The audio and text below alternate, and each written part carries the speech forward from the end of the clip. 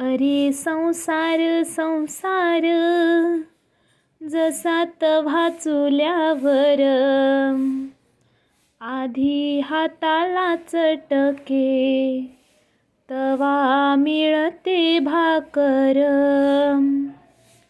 अरे संसार संसार जसा तवा चुल्यावर, आधी हाताला चटके तवा मिळते भाकर.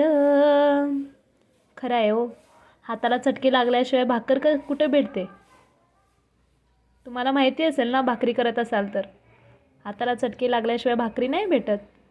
तर चला, आज ज्वारीची भाकरी बनवली होती, तर म्हटलं तुमच्यासोबतसुद्धा शेअर करूया.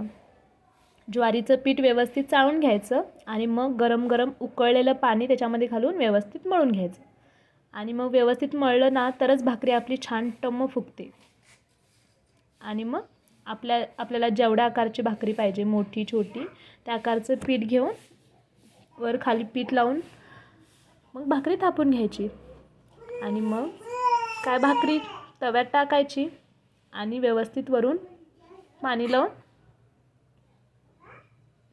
लावून घ्यायचं आणि भाकरी पलटायची. चला, आपली भाकरी तयार आहे. चला, बाय.